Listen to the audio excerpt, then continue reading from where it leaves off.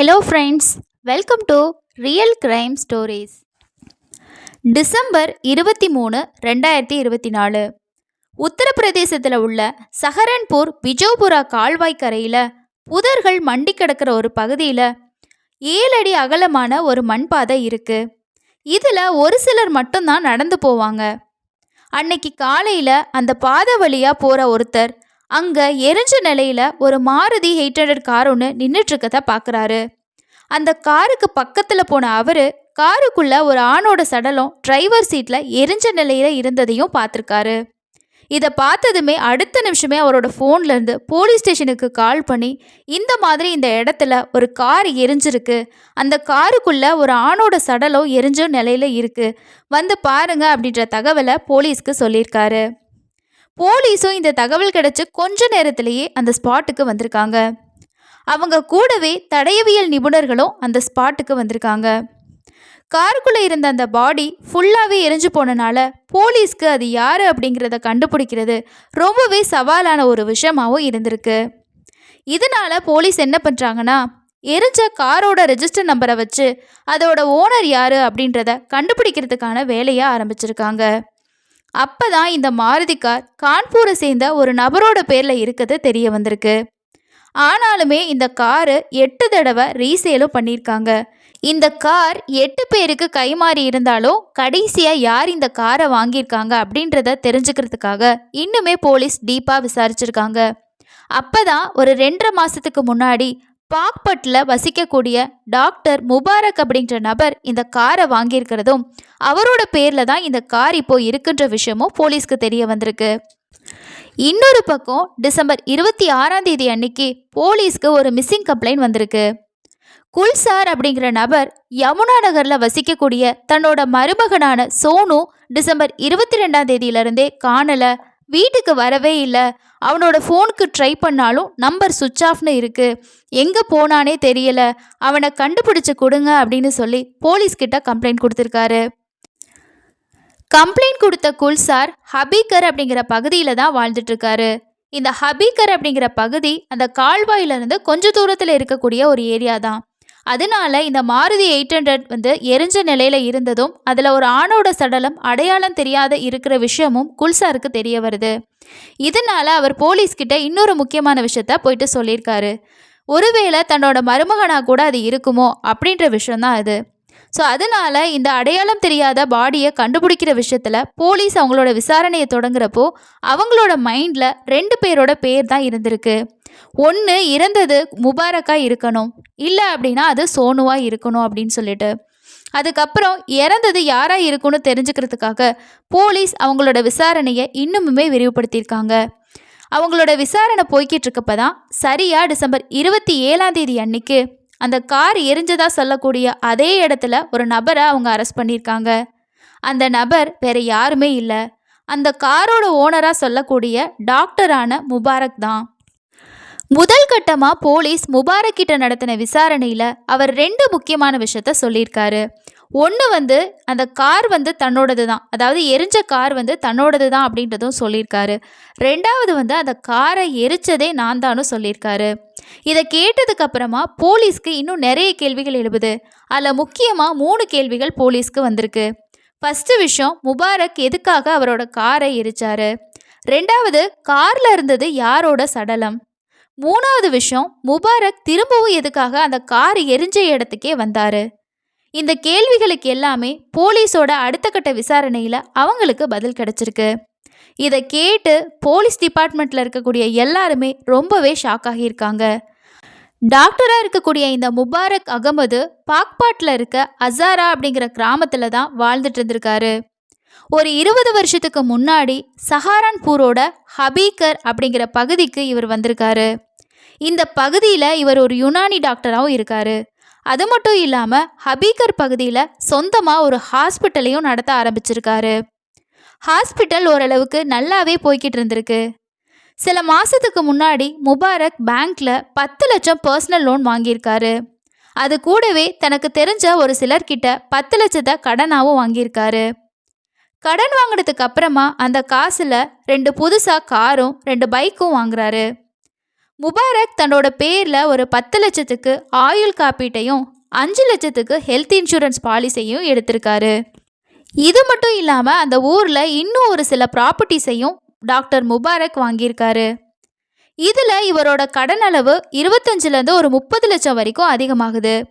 இந்த கடனுக்கான தவணையை தன்னோட ஹாஸ்பிட்டல் வருமானத்தை வச்சு கட்டிடலாம் அப்படின்னு சொல்லி தான் டாக்டரான முபாரக் நினைக்கிறாரு. ஆனா அவரால் அந்த தவணை பணத்தை சரியா கொடுக்கவே முடியல. கடன் கொடுத்த எல்லாமே என்ன பண்றாங்கன்னா பணத்தை கேட்டு அவரோட வீட்டுக்கு வர ஆரம்பிச்சிருக்காங்க. ஒவ்வொரு தடவையும் தன்னோட வீட்டுக்கு கடன்காரங்க கடனை கேட்டு வந்தப்ப எல்லாம் ஏதாவது ஒரு விஷயத்த சொல்லி இவர் சமாளிச்சுக்கிட்டே இருந்திருக்காரு. இப்படியே போறப்ப தான் ஒரு நாள் நைட்டு டிவியில் கிரைம் பெட்ரோல் அப்படிங்கிற ப்ரோக்ராமை பார்த்துட்டு இருந்த டாக்டருக்கு ஒரு யோசனை வந்திருக்கு. அன்னைக்கு பார்த்த அந்த எபிசோடையே தொடர்ந்து 10 முறை பார்த்துருக்காரு. ஏன்னா தன்னோட பிளான் எந்த இடத்துலையுமே சொதப்பிடக்கூடாது, நாமளுமே இதில் மாட்டிடக்கூடாது அப்படின்னு சொல்லி அவர் நினைக்கிறாரு. இவரோட பிளான் என்னன்னா, முபாரக்கோட ஹைட்டு வெயிட் இருக்கக்கூடிய ஒரு இறந்து போன நபரோட பாடியை அவரோட காரில் வச்சு எரிச்சிட்டா இறந்து போயிட்டதா சொல்லி எல்லாரையும் நம்ப வச்சிடலாம் அப்படின்றது தான் அவரோட பிளானாக இருந்திருக்கு. அப்படி அவர் இறந்து போனதா எல்லாரையும் நம்ப வச்சுட்டா அவருக்கு என்ன மாதிரியான பலன்கள் கிடைக்கும் அப்படின்னு நினச்சாருன்னா, ஒன்று, அவரோட பேங்க்கில் வாங்கின பர்சனல் லோன் 10 லட்சம் தள்ளுபடி ஆகிரும். ரெண்டாவது, அவர் பேரில் இருக்கக்கூடிய ஆயுள் காப்பீட்டு தொகையான 10 லட்சம் ரூபாயை அவரோட மனைவி மூலமாக அவர் ரொம்பவே ஈஸியாக வாங்கிட முடியும். வெளியில் வாங்கின கடனை கணவர் இறந்து போயிட்டாரு, என்னால் முடிஞ்சா திருப்பி தாரேன்னு சொல்லி மனைவி மூலமாக எப்படியோ சமாளிச்சிடலான்னு நினச்சிருக்காரு.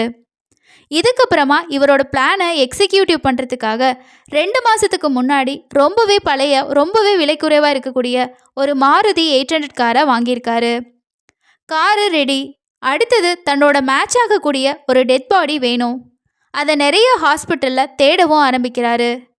யாரும் இல்லாத அனாதை பிணங்களை கிடைச்சா கூட பரவாயில்லன்னு முபாரக் எல்லா இடத்துலையும் தேடியிருக்காரு. ஆனால் அவரோட பேட் லக் எங்கேயுமே அவரோட ஹைட்டு வெயிட்டுக்கு மேட்ச் ஆகக்கூடிய எந்த ஒரு பாடியுமே கிடைக்கல. இந்த டைமில் தான் தன்னோட ரிலேட்டிவ் ஒருத்தரோட ஃபேக்ட்ரிக்கு அவர் போயிருக்காரு. அங்கே வேலை பார்த்துட்டு இருந்த ஒரு 35லேருந்து 40 வயசு மதிக்கத்தக்க சோனு அப்படிங்கிற நபரை இவர் பார்த்துருக்காரு. தன்னை போலவே சோனு இருக்கனால நம்ம பிளானுக்கு கரெக்டான ஆள் இந்த பையனாக தான் இருக்க முடியும்னு முபாரக் முடிவு பண்ணியிருக்காரு. ஆளும் முடிவு பண்ணியாச்சு. அவங்களோட பேக்ரவுண்ட் தெரிஞ்சுக்கிட்டோம் அப்படின்னா ஈஸியாக இந்த விஷயத்தை எக்ஸிக்யூட்டிவ் பண்ணலாம் அப்படின்னு நினச்ச அவர் சோனுவோட ஃபேமிலி பேக்ரவுண்ட் பற்றி விசாரிக்கிறாரு. சோனுவோட அப்பா இறந்துட்டாரு. அவரோட அம்மா 2வது கல்யாணம் பண்ணிக்கிட்டு போயிட்டாங்க. அதுக்கப்புறம் குல்சர் அப்படின்னு சொல்லி ஒரு தாய்மாமா மட்டும்தான் சோனுவுக்கு இருக்காரு. சோனுவுக்கு எது நடந்தாலுமே கேட்குறதுக்குன்னு சொல்லி பெருசாக யாருமே இல்லை. அதனால முபாரக்கோட இந்த திட்டத்துக்கு இரையாகக்கூடியது சோனு அப்படின்னு சொல்லி ஃபைனலாக முடிவு பண்ணியிருக்காரு. அதுக்கப்புறம் சோனுவை எப்படியாவது கொலை பண்ணணும் அப்படின்னு நினச்சி அந்த பையனோட முபாரக் ரொம்பவே க்ளோஸாக நட்பாக பழகவும் ஆரம்பிச்சிருக்காரு. சோனுவுக்கு குடிப்பழக்கம் இருக்குது. இதை தனக்கு சாதகமாக பயன்படுத்திக்கிட்ட முபாரக் அடிக்கடி சோனு கூட குடிக்கவும் ஆரம்பிச்சிருக்காரு.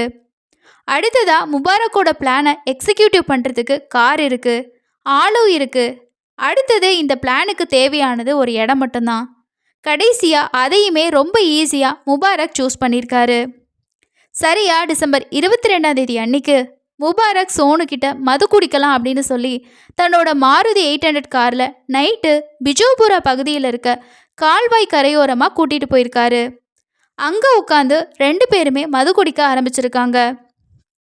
இந்த டைமில் தான் சோனுவோட கிளாஸில் அவருக்கே தெரியாமல் ஒரு சில போதை மாத்திரைகளை முபாரக் மிக்ஸ் பண்ணி கொடுத்துருக்காரு.